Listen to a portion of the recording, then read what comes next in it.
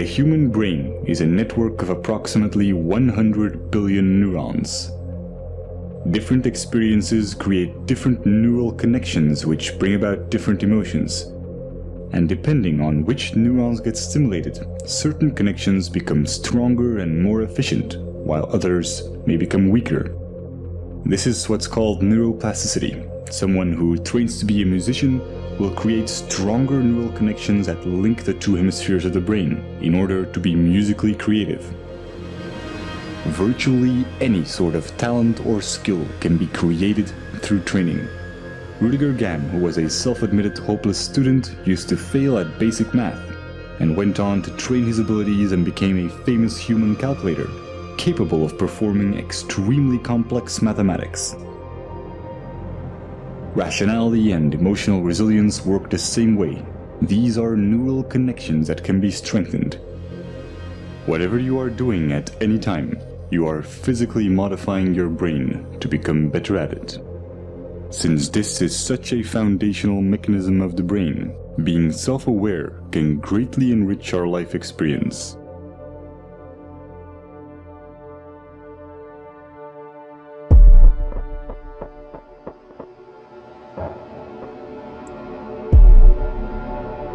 Specific neurons and neurotransmitters, such as norepinephrine, trigger a defensive state when we feel that our thoughts have to be protected from the influence of others. If we are then confronted with differences in opinion, the chemicals that are released in the brain are the same ones that try to ensure our survival in dangerous situations.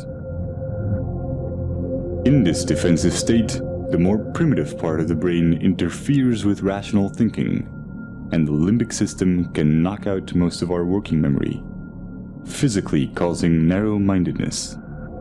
We see this in the politics of fear, in the strategy of poker players, or simply when someone is stubborn in a discussion. No matter how valuable an idea is, the brain has trouble processing it when it is in such a state.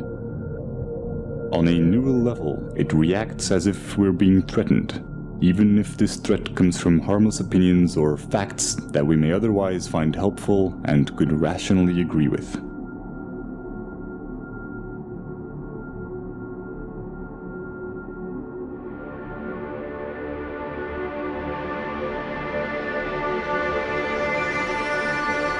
But when we express ourselves and our views are appreciated, these defense chemicals decrease in the brain, and dopamine neurotransmission activates the reward neurons, making us feel empowered and increasing our self-esteem. Our beliefs have a profound impact on our body chemistry. This is why placebos can be so effective. Self-esteem or self-belief is closely linked to the neurotransmitter serotonin. When the lack of it takes on severe proportions, it often leads to depression, self-destructive behavior, or even suicide. Social validation increases the levels of dopamine and serotonin in the brain, and allows us to let go of emotional fixations and become self-aware more easily.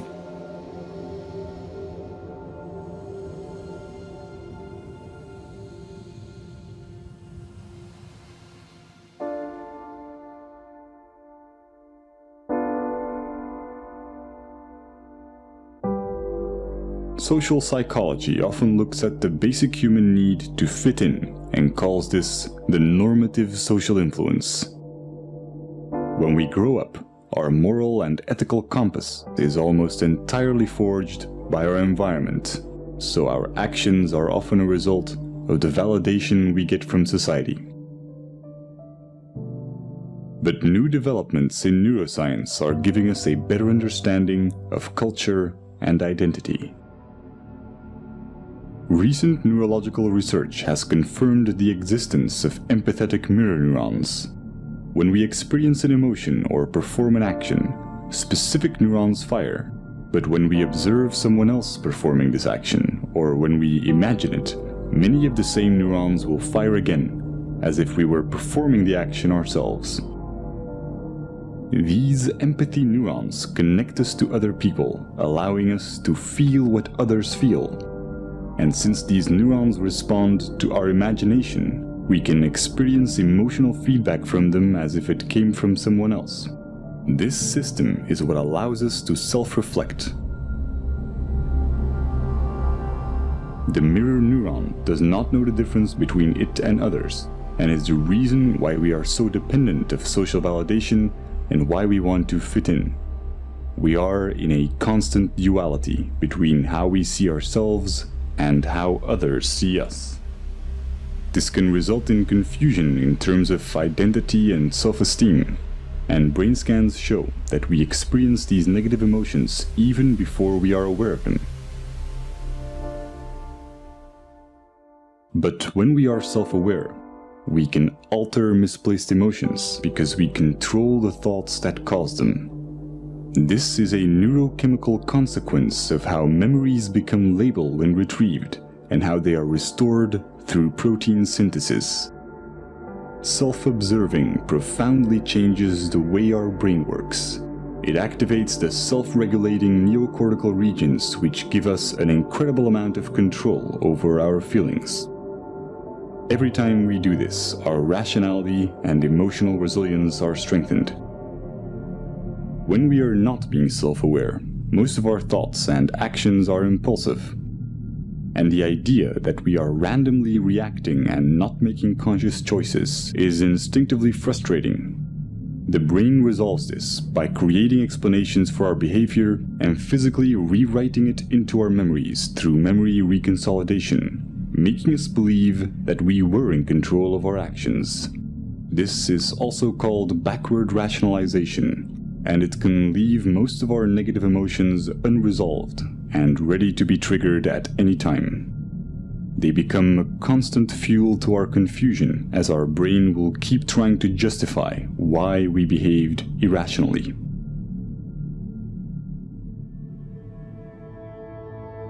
All this complex and almost schizophrenic subconscious behavior is the result of a vastly parallel distributed system in our brain. There is no specific center of consciousness.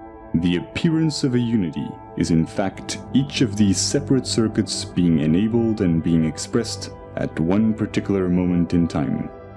Our experiences are constantly changing our neural connections, physically altering the parallel system that is our consciousness. Direct modifications to this can have surreal consequences that bring into question what and where consciousness really is. If your left cerebral hemisphere were to be disconnected from the right, as is the case in split brain patients, you would normally still be able to talk and think from the left hemisphere, while your right hemisphere would have very limited cognitive capacities. Your left brain will not miss the right part, even though this profoundly changes your perception. One consequence of this is that you can no longer describe the right half of someone's face, but you will never mention it. You will never see it as a problem or even realize that something has changed. Since this affects more than just your perception of the real world and also applies to your mental images, it is not just a sensory problem, but a fundamental change in your consciousness.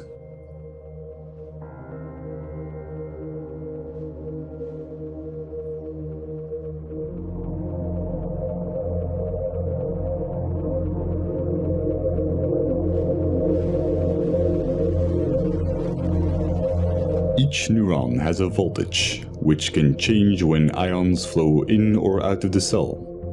Once a neuron's voltage has reached a certain level, it will fire an electrical signal to other cells, which will repeat the process. When many neurons fire at the same time, we can measure these changes in the form of a wave. Brainwaves underpin almost everything going on in our minds, including memory, attention, and even intelligence. As they oscillate at different frequencies, they get classified in bands such as alpha, theta, and gamma. Each are associated with different tasks. Brainwaves allow brain cells to tune into the frequency corresponding to their particular task while ignoring irrelevant signals, similar to how a radio homes in on different waves to pick up radio stations. The transfer of information between neurons becomes optimal when their activity is synchronized. This is the same reason why we experience cognitive dissonance, the frustration caused by simultaneously holding two contradictory ideas. Will is merely the drive to reduce dissonance between each of our active neural circuits.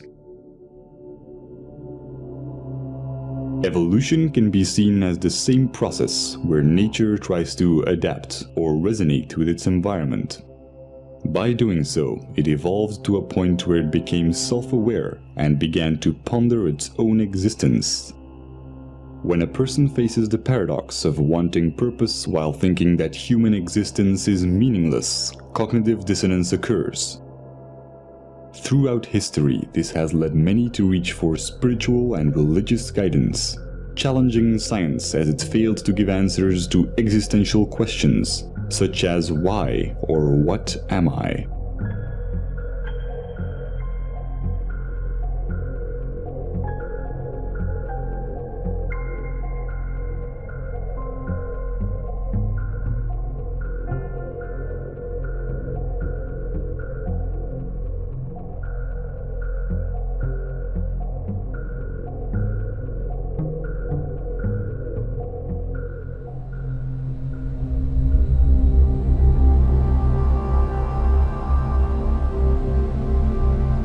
The left cerebral hemisphere is largely responsible for creating a coherent belief system in order to maintain a sense of continuity towards our lives.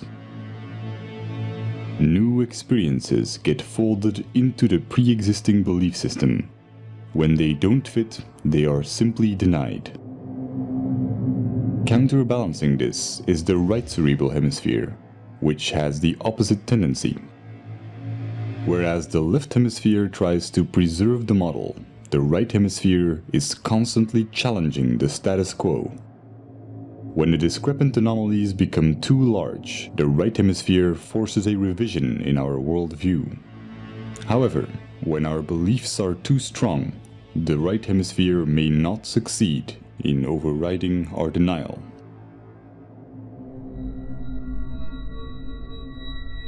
This can create a profound confusion when mirroring others. When the neural connections that physically define our belief system are not strongly developed or active, then our consciousness, the unity of all the separate active circuits at that moment, may consist mainly of activity related to our mirror neurons. Just as when we experience hunger, our consciousness consists mostly of other neural interactions for consuming food. This is not the result of some core self giving commands to different cerebral areas. All the different parts of the brain become active and inactive and interact without a core. Just as the pixels on a screen can express themselves as a recognizable image when in unity, the convergence of neural interaction expresses itself as consciousness. At every moment, we are in fact a different image, a different entity when mirroring, when hungry, when watching this video. Every second, we become different persons as we go through different states. When we use our mirror neurons to look at ourselves, we may construct the idea of identity. But if we do this with our scientific understandings, we see something completely different. The neural synergies that produce our oscillating consciousness go far beyond our own neurons. We are equally the result of cerebral hemispheres interacting electrochemically, as we are of the senses connecting our neurons to other neurons in our environment. Nothing is external. This is not a hypothetical philosophy. It is the basic property of mirror neurons, which allow us to understand ourselves through others. Seeing this neural activity as your own while excluding the environment would be a misconception. Our superorganismal features are also reflected in evolution, where our survival as primates relied on our collective abilities. Over time, the neocortical regions evolved to permit the modulation of primitive instincts and the overriding of hedonistic impulses for the benefit of the group. Our selfish genes have come to promote reciprocal social behaviors in superorganismal structures, effectively discarding the notion of survival of the fittest. The brain's neural activity resonates most coherently when there is no dissonance between these advanced new cerebral regions and the older, more primitive ones. What we traditionally call selfish tendencies is only a narrow interpretation of what self-serving behavior entails, wherein human characteristics are perceived through the flawed paradigm of identity, instead of through a scientific view on what we are. A momentary expression of an ever-changing unity with no center. The psychological consequences of this as an objective belief system allow self-awareness without attachment to the imagined self, causing dramatic increases in mental clarity, social conscience, self-regulation, and what's often described as being in the moment.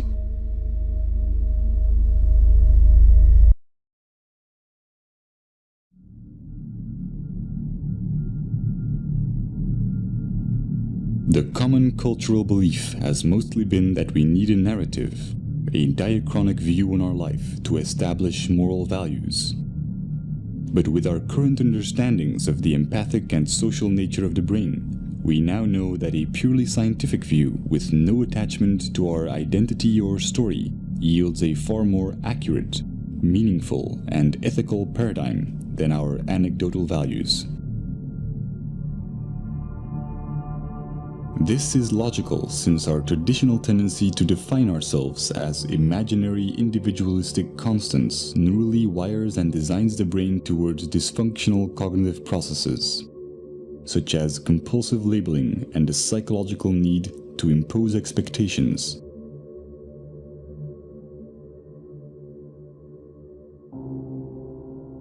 Practical labeling underpins all forms of interactions in our daily lives. But by psychologically labeling the self as internal and the environment as external, we constrain our own neurochemical processes and experience a diluted disconnection.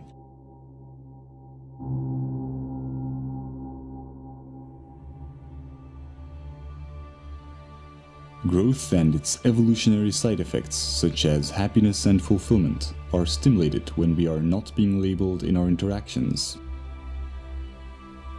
We may have many different views and disagree with one another in practical terms, but interactions that nevertheless accept us for who we are without judgment are neuropsychological catalysts that wire the human brain to acknowledge others and accept rationally verified belief systems without dissonance. Stimulating this type of neural activity and interaction alleviates the need for distraction or entertainment and creates cycles of constructive behavior in our environment. Sociologists have established that phenomena such as obesity and smoking, emotions and ideas spread and ripple through society in much the same way that electric signals of neurons are transferred when their activity is synchronized.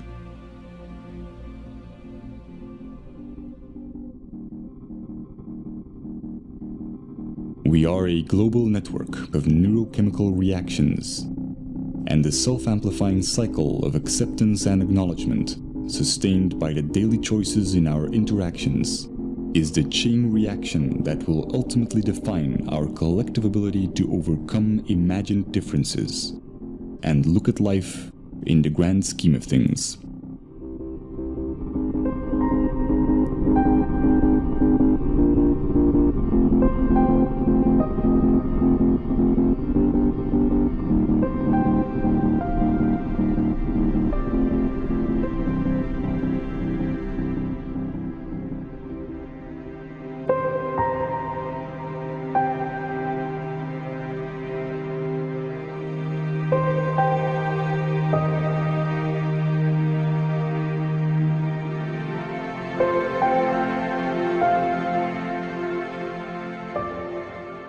In quantum mechanics, we have learned to approach reality differently and see everything as probabilities instead of certainties. In a mathematical sense, anything is possible. As well as in science as in our daily lives, the extent to which we can calculate or figure out probabilities is determined by our intellectual capability to recognize patterns. The less biased we are, the clearer we can identify these patterns and base our actions on reasonable probabilities. Since it's in the very nature of our brain's left hemisphere to deny ideas that do not fit into our current paradigm, the more attached we are to a belief system, the less able we are to make conscious choices for ourselves. But by observing this process, we expand our awareness and enhance our free will. It is said that wisdom comes with age, but with openness and skepticism, the key principles of the scientific method. We don't need decades of trial and error to sort out which of our convictions may be improbable. The question is not whether our beliefs are right or wrong, but whether or not being emotionally attached to them is more or less likely going to benefit us. There is no such thing as a free choice while being emotionally attached to a belief system. The moment we are self-aware enough to realize this, we can truly work together to figure out the real odds of what will benefit us the most.